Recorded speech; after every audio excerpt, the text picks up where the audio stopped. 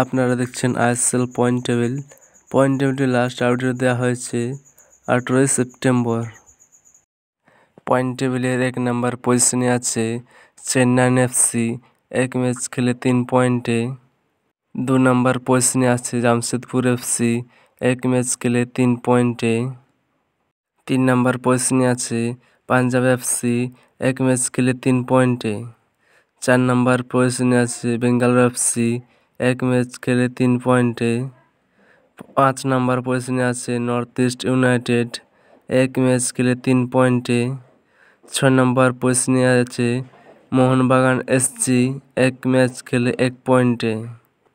7 নম্বর পজিশনে আছে Mumbai city, 1 match খেলে 1 পয়েন্টে।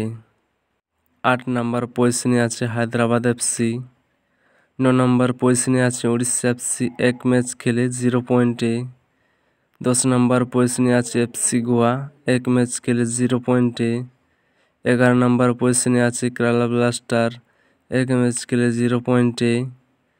12 নম্বর পজিশনে আছে ইস্ট বেঙ্গল, 1 ম্যাচ খেলে 0 পয়েন্টে।